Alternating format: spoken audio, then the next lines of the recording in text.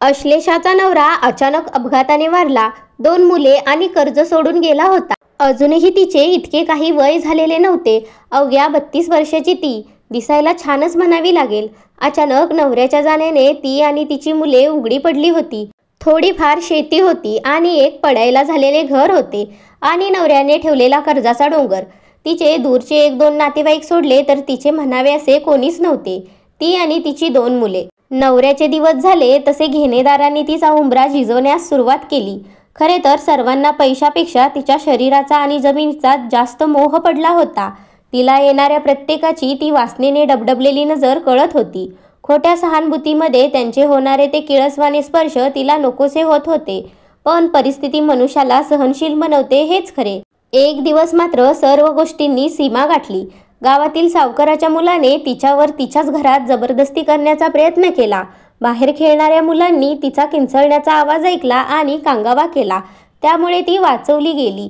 तिने मग ते गावात सोडण्याचा निर्णय घेतला. तिला मशीन काम येत होते. 1-2 दूरच्या नातेवाईकांच्या मदतीने तिने राहते घर आणि शेती सर्व काही विकून टाकले. नवऱ्याचे पूर्ण कर्ज फेडले. उरलेल्या मोजक्या पैशात एका एजंटच्या मार्फत शहरात अतिशय कमी किमतीमध्ये एक घर मिळवले. शहरातच राहून मशीन काम करून घर चालवण्याचा तिचा मानस होता. खरेदीच्या अगोदर बघण्यासाठी आली तेव्हा तिला हे घर बघताक्षणीच आवडले होते. शहराच्या गर्दीच्या भागात असून सुद्धा त्याचा वेगळापणा अबाधित होता. तो इंग्रजकालीन बांधणी असलेला कौलाचा 2 मजल्यांचा छोटासा बंगलाच होता. आजूबाजूला गुंठाभर जागा रिकामी पडलेली होती. त्यामध्ये बरीचशी मोठी मोठी झाडे उभी होती. बऱ्याच वर्षांपासून त्याचा वापर नसल्याने घराचा कधी काळी भव्य असणारा देखावा आता धुळखात होता. भिंतीवरचे रंग उखडून गेले होते. बाहेरून भिंतीवर गवत उगवलेले होते. खिडक्या जणू रिकाम्या डोळ्यांसारख्या घराच्या आत बघत होत्या. अगोदर त्याचा हा अवतार तिला बोचला होता. तिच्या मनात शंकेची पाल चुकचुकली होतीच. पण एवढ्या कमी किमतीमध्ये तिला शहरामध्ये घर मिळणे शक्य नव्हते. या विचाराने घरात पाऊल ठेवल्यानंतर तिच्यातील त्या नकारात्मक भावना थोड्या प्रमाणात कमी झाल्या. स्वतःच्या मुलांसह आयुष्याच्या नवीन सुरुवातीसाठी ही जागा तिला खूपच योग्य वाटत होती. त्या घराचा जुना मालक कुठेतरी परदेशात होता. घर खरेदीचे सर्व व्यवहार एजंटनेच पूर्ण केले. घर खरेदीचे सर्व सोपस्कर पूर्ण झाल्यानंतर अश्लेषाने एक दिवस स्वतः येऊन पूर्ण घर साफ करून घेतले होते. पुढच्या 2 दिवसात अश्लेषा तिच्या 2 मुलांना सोबत घेऊन त्या घरासमोर उभी होती. नवरा अचानक वारल्यानंतर तिने उभ्या राहिलेल्या परिस्थितीला धीराने तोंड दिले होते. गेल्या काही महिन्यात तिच्या आयुष्यात अचानक आलेल्या असंख्य संकटांना तोंड देत ती नेहमीच पुढे चालत आली होती. आता तिला एक ठिकाण मिळाले होते जे ती तिच्या घरात रूपांतर करू शकत होती. ज्या घरामध्ये ती तिच्या मुलांचे चांगले भविष्य पाहू शकत होती. ज्यावेळी त्या तिघांनी घरात पाऊल टाकले त्यावेळी जुन्या लाकडी दरवाजांचा उघडताना होणारा आवाज खोलीवर घुमला. अश्लेषाला त्या क्षणी घरातल्या शांततेचे एक विचित्र अशांतता जाणवली. तरी तिने त्या भावनेला दूर सारले. ती आधीही खूप कठीण परिस्थितीत राहिली होती आणि हे घर तिला आणि तिच्या मुलांसाठी एक सुरक्षित निवारा होऊ शकेल असे तिला वाटत होते. दोन्ही मुले नवीन घर नवीन जागा बघून थोडीशी बावरलेली होती. संपूर्ण दिवस सर्वांचे सामान त्या घरांमध्ये नीटनेटके ठेवण्यासाठी त्यांनी घालवला. झोपण्यासाठी निवडलेल्या खोलीमध्ये तिने बरोबर आणलेले देवघर स्वच्छ धुवून पुसून ठेवले. त्यामध्ये तिच्या पिढीजात चालत आलेल्या सर्व देवांच्या प्रतिमांची स्थापना केली आणि सायंकाळच्या वेळेला छान अंघोळ करून देवांची विधिवत पूजा केली. मुले आली तशी बाहेरच्या परिसरात खेळत होते. पहिलाच दिवस होता. किचनमधले बरेचसे सामान लावणे बाकी होते. त्यामुळे तिघांसाठी तिने थोडीशी खिचडी टाकली.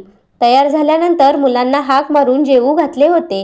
येथे खेळण्यासाठी बाहेर भरपूर मोकळा परिसर मिळाल्यामुळे दुपारी बावरलेली मुले आता खूपच आनंदामध्ये होती. बघता बघता रात्र झाली. सर्व दरवाजांच्या आणि खिडक्यांच्या फळ्या व्यवस्थित बंद करून ती मुलांना घेऊन झोपण्याच्या खोलीत आली. त्यांची त्या घरातील पहिली रात्र होती. त्या रात्री जेव्हा ते सर्व झोपले होते तेव्हा एक भयंकर रक्त गोठवणारी आर्त किंकाळी घरभर घुमली. अश्लेषा जागी झाली. तिचे हृदय जोरात धडधडत होते. तिने घाबरून मुले झोपलेल्या ठिकाणी नजर टाकली. मुलांचे अंथरूण रिकामे होते. मुले खोलीमध्ये नसलेले बघून भीतीने तिची गाळण उडाली होती. मात्र तिच्यामधील आई कोणताही मागचा पुढचा न विचार करता बाहेरच्या दिशेने धावली. हॉलमध्ये आल्यावर तिने चौफेर नजर टाकली. तिला एका कोपऱ्यामध्ये मुले एकमेकाला चिटकून बसलेले दिसले. त्यांचे चेहरे घाबरलेले होते.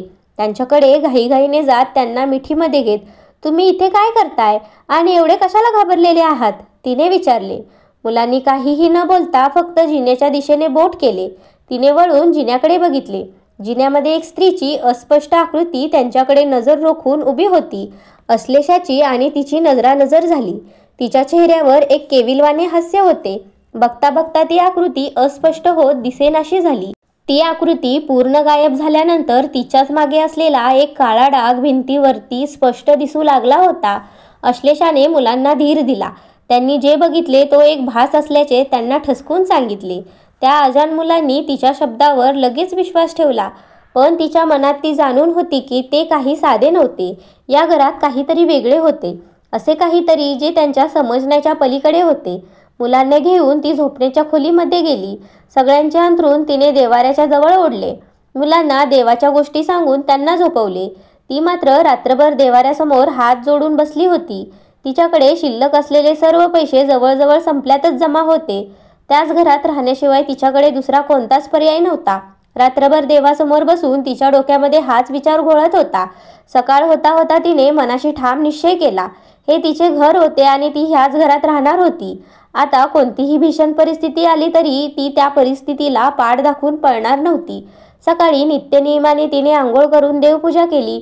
पूजेमध्ये वापरलेल्या अगरबत्त्यांची राख तिने घरभर भिंतीवर लावली. राख लावत असताना तिला जिन्यातील भिंतीवर असलेला तो डाग दिसला. रात्री गडद दिसणारा डाग आता खूपच अस्पष्ट झालेला होता. तिने त्याकडे दुर्लक्ष केले. दुपारी सर्व कामे आवरल्यानंतर ती मुलांना घेऊन आजूबाजूच्या परिसरात काही शिवणकाम मिळते का हे बघण्यासाठी गेली होती. काही कापड दुकानदारांना भेटल्यावर तिला ती राहत असलेल्या घराविषयी बऱ्याच घाबरवणाऱ्या गोष्टी ऐकण्यास मिळाल्या होत्या. पण तिथे राहण्यावाचून तिच्याकडे दुसरा पर्याय पण नव्हता. मिळालेली 1-2 कामे घेऊन ती पुन्हा घरी परतली. तोपर्यंत सायंकाळ होऊन गेली होती. पूजा आटपून तिने छानसा स्वयंपाक केला आणि मुलांना खाऊ घालून परत एकदा झोपण्याच्या खोलीत जाऊन पडली.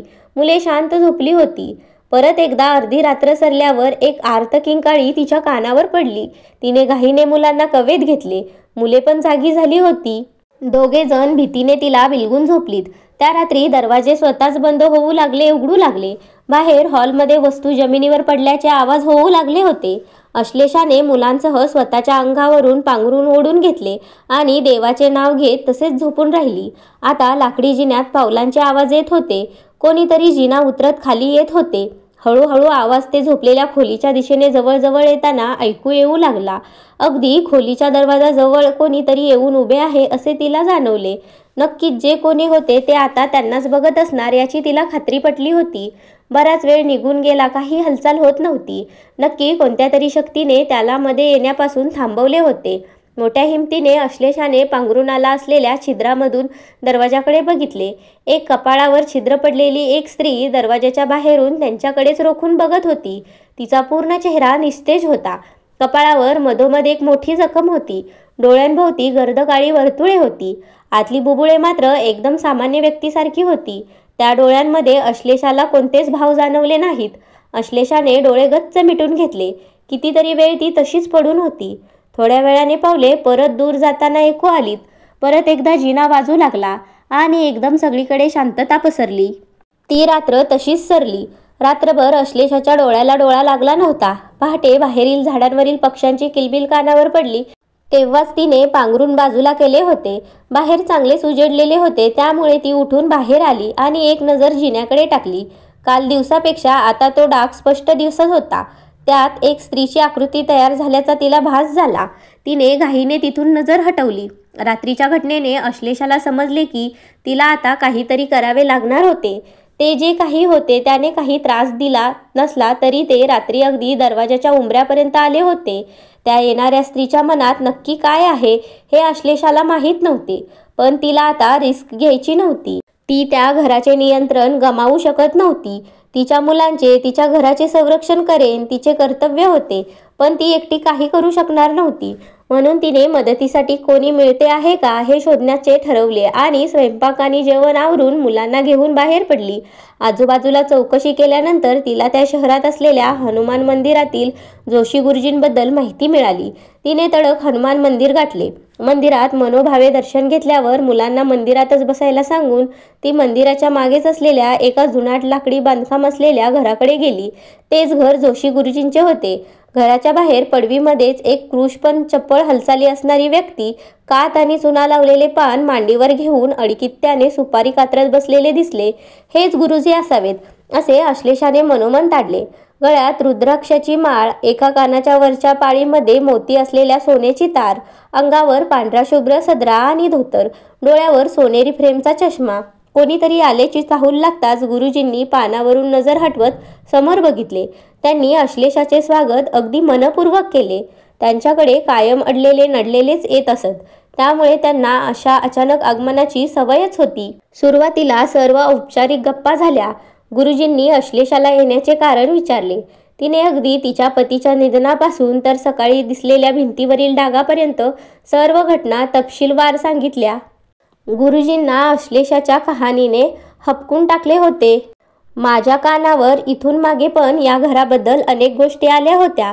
मी चौकशीसाठी गेलो होतो, पण त्या घराचा मालक ते घर कायदेशीर सोडून निघून गेला आहे असे कळले आणि जोपर्यंत मला त्या घरातील मालक किंवा तिथे राहणारा येण्याचे आवाहन करत नाही तोपर्यंत मला पूर्ण शक्तीने तिथे जाणे शक्य नव्हते. म्हणून मी ते प्रकरण मागे टाकले. तसे मी त्यावर लक्ष ठेवून होतो, पण त्या घरात आजपर्यंत कधी कोणाच्या जीवावर बेतलेले मी ऐकले नाही. बोलणे बंद करत त्यांनी पानाची घडी करून पान तोंडात दुमडून धरले आणि पुन्हा पुढे बोलू लागले. माहिती काढताना एक गोष्ट फक्त कानावर आली की तिथे खूप वर्षापूर्वी एका स्त्रीचा खून झाला होता आणि तिचाच आत्मा आजही त्या जागेत अडकला असावा असे मला वाटते. तुम्ही काही करू शकता का? अश्लेषाने घाबरलेल्या आवाजात हात जोडत त्यांना विचारले. होय, नक्कीच करू शकतो. मुली, तू त्या घराची मालकीण आहेस. तू मला निमंत्रण दिले आहेस म्हणजे मला तिथे हक्काने येता येईल. पण आपल्याला त्या घरात जो शुद्धीकरण विधी करायचा आहे तो सहज साध्य नाही. किती दिवस लागतील सांगता येत नाही आणि हे काम धोकादायक असणार आहे, गुरुजी गंभीरपणे म्हणाले. तेवढ्यात तिला मंदिरातून तिची दोन्ही मुले तिच्याकडे आई आई हाका मारत येताना दिसली. पण गुरुजी, माझी 2 मुले आहेत. त्यांना त्या धोक्याच्या ठिकाणी कसे न्यायचे? इथे कुठे ठेवावे म्हटले तर माझे कोणीच नातेवाईक नाही तिथे. अश्लेषाला मुलांच्या रक्षणाचा प्रश्न भेडसावत होता. मुली, हे प्रकरण मिटेपर्यंत मुलांना इथेच माझ्या घरीच राहू दे असे म्हणत गुरुजींनी घरात बघून आवाज दिला. नलिनी, ओ नलिनी, या बच्चे कंपनीला जरा आत घेऊन जा. चहा खारी द्या खायला यांना.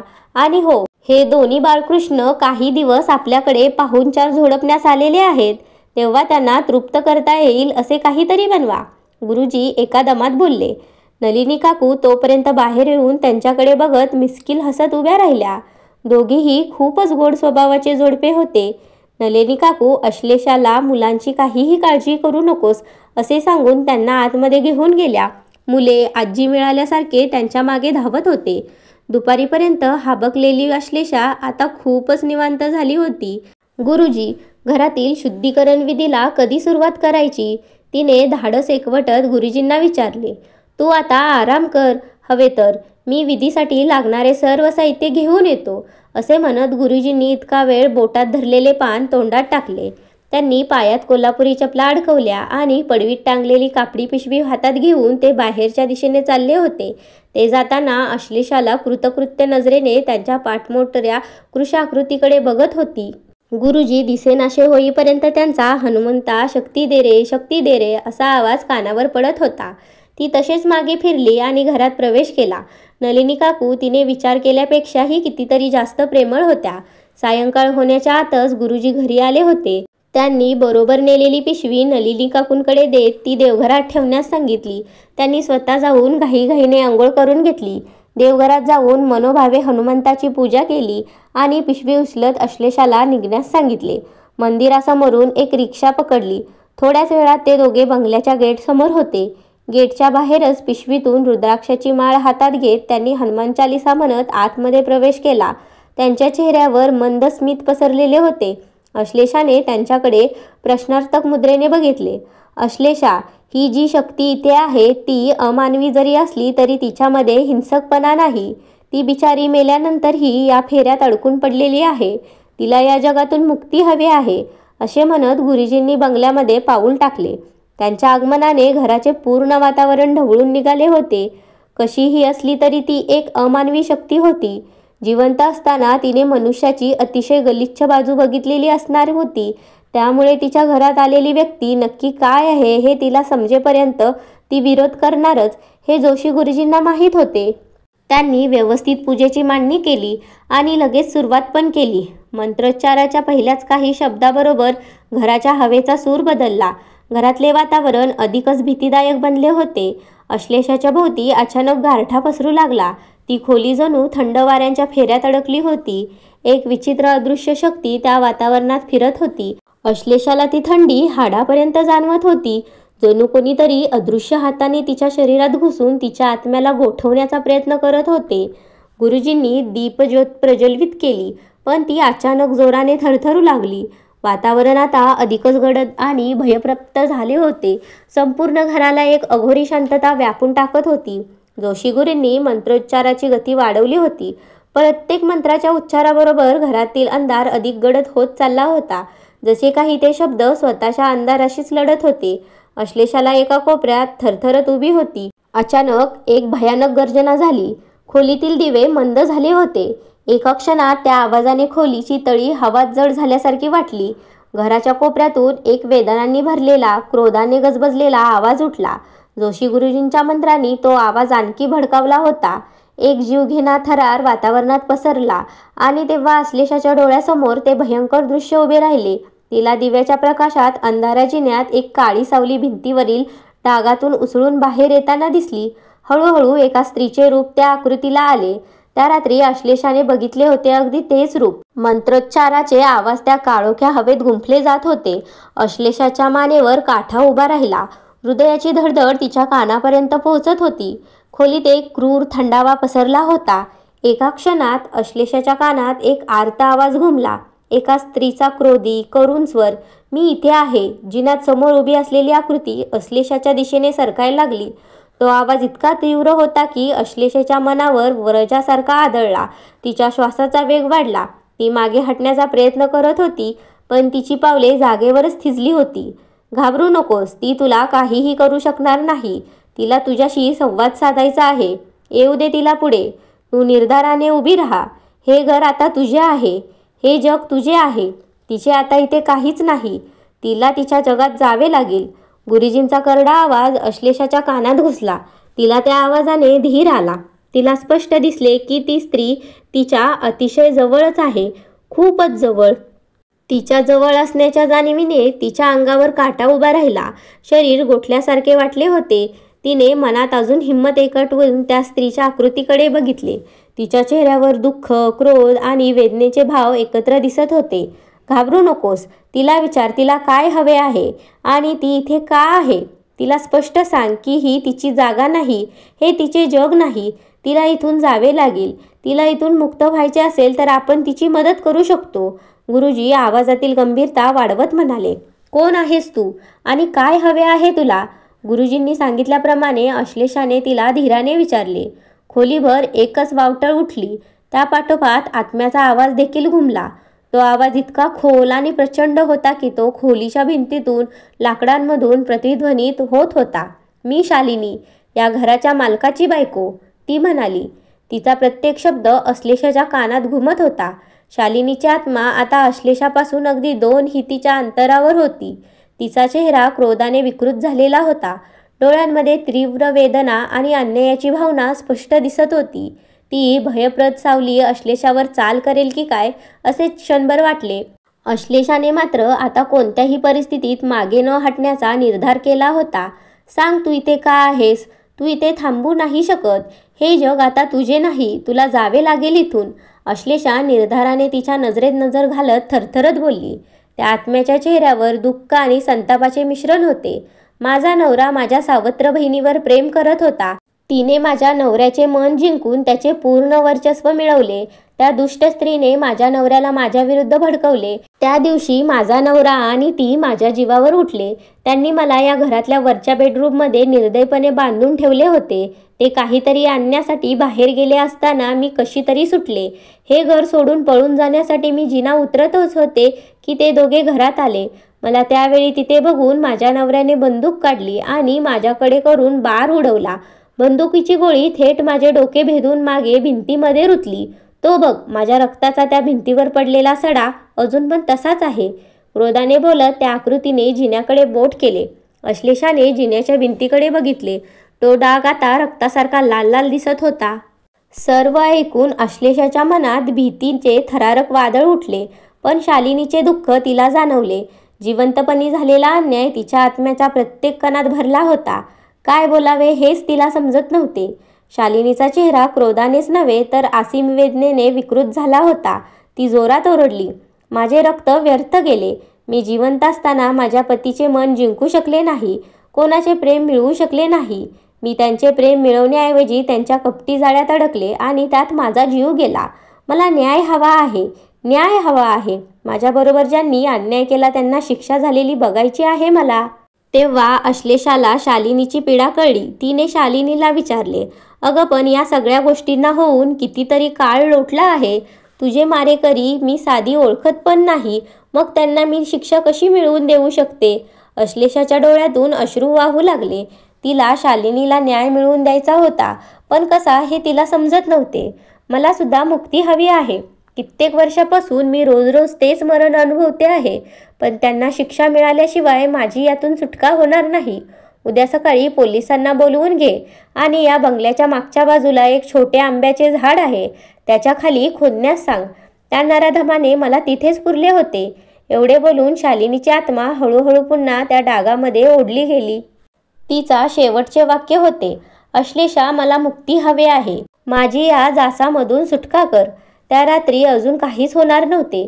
पहाट होत आली होती। जोशी काका उठले। त्यांनी अश्लेषाला घेऊन घर गाठले। अंघोळावरून दोघे जण लगेच पोलीस स्टेशनला हजर झाले। तिथल्या ऑफिसरला विश्वासात घेऊन सर्व घटना सांगितली आणि त्यावर कारवाई करण्याची विनंती केली। ऑफिसर श्रद्धाळू होते। ते तातडीने खरे खोटे बघण्यासाठी काही स्टाफ घेऊन अश्लेषाच्या घरी पोचले। शालिनीने सांगितल्याप्रमाणे घराच्या मागेच एक 4-5 वर्ष जुने आंब्याचे झाड होते। तिथे खोदकाम करण्यात आले। थोड्याच वेळात सर्वांचे डोळे आश्चर्याने विस्फारले। तिथे एक मानवी सांगाडा होता। तो सांगाडा फॉरेन्सिकच्या लोकांनी तपासला। तो एका 25 वर्षीय स्त्रीचा असल्याचा निष्कर्ष निघाला। एकंदरीत अश्लेषा आणि जोशी काकांनी सांगितलेले सर्व काही खरे होते याची खात्री ऑफिसरला पटली होती। पुढील चक्रे वेगाने फिरलीत। अश्लेषाने ज्या एजंटकडून घर विकत घेतले होते त्याच्या साहाय्याने पोलिसांनी त्या घराच्या मालकापर्यंत पोहोचले। परदेशी केल्याच्या नावाखाली ते दोघे नवरा बायको मुंबईमध्ये सुखी आयुष्य जगत होते। त्यांना तिसऱ्याच दिवशी तातडीने अटक करण्यात आली होती। आरोपी पकडले गेले ही बातमी जोशी काकांना कळवली होती, पण आपल्या देशाच्या न्यायव्यवस्थेत असलेल्या त्रुटींमुळे ते जोडपे अलगद सुटेल याची खात्री त्यांना होती। कोणालाही काहीही न सांगता त्यांनी मनातल्या मनात एक योजना आखली। त्यानुसार जोशी काका घाईघाईने पोलीस स्टेशनला गेले। त्या ऑफिसरला भेटून आरोपींना स्पॉट पाहणीसाठी सायंकाळी आणण्याची विनंती केली। ऑफिसरने जोशी काकांची विनंती मान्य केली। पुढच्या दिवशी सायंकाळी स्पॉटवर जाणार असल्याचे सांगितले। जोशी काका प्रसन्न चेहऱ्याने पोलीस स्टेशन बाहेर पडले होते। त्यांनी जे योजले होते त्याप्रमाणेच घडणार होते। त्या दिवशी रात्री ते अश्लेषाला घेऊन पुन्हा बंगल्यावर गेले। त्यांनी परत एकदा शालिनीला आवाहन केले। यावेळी शालिनीमध्ये खूपच बदल झाला होता। अश्लेषाशी संवाद साधताना तिच्यामधील क्रोध जवळपास संपुष्टात आला होता। शालिनी, ज्यांनी तुझी निर्गुण हत्या केली ते दोघे जण उद्या सायंकाळी इथे आणण्यात येणार आहेत। तू हवा तर तुझ्या हाताने तुझा सूड पूर्ण करू शकतेस। जोशी काकांनी प्रथमच तिच्याशी संवाद साधला। हे सर्व ऐकून शालिनीच्या चेहऱ्यावर एक प्रसन्न भाव तरळून गेला होता। तिचा खून केलेले आता पोलिसांच्या अटकेत आहे हे ऐकून तिच्या आत्म्याला मनस्वी आनंद झाला होता। तिने जोशी काका आणि अश्लेषाचे आभार मानले। अश्लेषा काका, उद्यानंतर मी इथे नसेन। मला मुक्ती देण्यासाठी तुम्ही जे सहकार्य केले त्याबद्दल मी तुमची कायम ऋणी राहील। उद्या रात्रीनंतर या घरात असलेले माझे सावट पूर्णपणे विरघळून जाईल। तुम्ही कोणीच उद्या इथे हजर राहू नका। हा माझा तुम्हा दोघांनाही शेवटचा नमस्कार। असे बोलत ती परत एकदा त्या डागामध्ये शोषली गेली। अश्लेषा आणि काकांनी अश्रूंनी भरलेल्या डोळ्यांनी तिला निरोप दिला. दुसऱ्या दिवशी सायंकाळी त्या बंगल्याच्या पूर्ण प्रकरणावर पडदा पडणार होता. जोशी काकांनी त्या दिवशी दुपारीच बंगल्याच्या चाव्या पोलीस स्टेशनला पोहोचून केल्या होत्या. इतर कामात अडथळ्यामुळे ऑफिसरने सायंकाळी स्वतःला न जाता 2 शिपायांना त्या नवरा बायकोला घेऊन बंगल्यावर पाठवले होते. काम उरकून ऑफिसर रात्री 11 वाजायच्या दरम्यान पोलीस स्टेशनवर आले. दोन्ही आरोपींना घेऊन गेलेले शिपाई अजून परतले नव्हते. हे बघून ते स्वतः काही जण सोबत घेऊन बंगल्यावर पोहोचले. गेट सताड उघडे होते. बंगल्याचा दरवाजा देखील उघडा होता. सर्वत्र शांतता पसरलेली होती. 2 जण बंगल्याच्या आत पाठवून ते स्वतः एकाला घेऊन मागच्या खड्ड्याच्या दिशेने गेले. खड्ड्याजवळ त्यांचे दोन्ही शिपाई मूर्छित होऊन पडलेले होते. बरोबर असलेल्या एकाला त्यांनी गाडीतून पाणी आणून त्याच्या चेहऱ्यावर मारायला सांगितले. तेवढ्यात घरातून आत गेलेले 2 जण त्यांना आवाज देत त्यांच्याकडे धावत येताना दिसले. त्यांच्या तोंडून शब्द फुटत नव्हते. ऑफिसर त्यांच्याबरोबर बंगल्यात शिरले. त्या दोघांनी जिन्याच्या दिशेने बोट केले. ऑफिसरने त्या दिशेला बघितले. ते दोघे नवरा बायको रक्तबंबाळ अवस्थेमध्ये एकमेकाला नखांनी ओरबाडत होते. दोघांचेही पूर्ण शरीर नखांच्या खुणांनी भरलेले होते. डोळ्यात एक वेडेपणाची झलक होती. त्यांची दोघांचीही तूच तिला मारले अशी असंबद्ध बडबड सुरू होती. ऑफिसरला सर्व संदर्भ लागला. ते दोघे त्यांनी केलेल्या नीच कर्माची शिक्षा आयुष्यभर भोगणार होते. फाशीची शिक्षापेक्षा कितीतरी जास्त कठोर शिक्षा होती ती. त्या 2 वेड्यांना हातपाय बांधून घेऊन गाडी मेंटल हॉस्पिटलच्या दिशेने निघून गेली. जिन्याच्या वरून शालिनी त्यांना घेऊन गेल्याच्या दिशेकडे बघत होती. गाडीचा आवाज जसजसा कमी होत गेला. आता मी मुक्त आहे, एक आवाज घरात घुमला. त्या आवाजाबरोबर ती देखील अनंतात विरघळत गेली. तिच्या मागे त्या भिंतीवरील डाग देखील पूर्णतः मिटला गेला होता. दुसऱ्या दिवशी सकाळी जोशी काका आणि अश्लेषा त्या घरात पुन्हा आले. पण आता वातावरणात असलेला प्रसन्नपणा जोशी काकांना सर्व काही सांगून गेला होता. अश्लेषा हळूहळू जिन्यात गेली. भिंतीवर असलेला डाग पूर्णपणे गायब होता. तिने पूर्ण बंगल्यात एक चक्कर टाकली. एक शांत नितळ प्रकाश संपूर्ण घरभर पसरलेला असल्याचे तिला जाणवले. तिने अनुभवलेल्या भयावह रात्रीचा मागमूसही आता मागे उरला नव्हता. शालिनीला अखेर मुक्ती मिळाली होती. अश्लेषाचे घर आता पुन्हा एकदा शांत आणि सुरक्षित झाले होते. तिने मनोमन देवाचे आणि शालिनीचे आभार मानले. जोशी काकांच्या हस्ते एक छोटीशी वास्तुशांतीची पूजा करून अश्लेषाने जोशी काकांच्या आशीर्वादाने नवीन आयुष्याला सुरुवात केली. जर तुम्हाला कथा आवडली असेल तर नक्कीच आपल्या चॅनलला सबस्क्राईब करा, व्हिडिओला लाईकही करा आणि हो, तुमच्या कमेंट्सही द्यायला विसरू नका. धन्यवाद.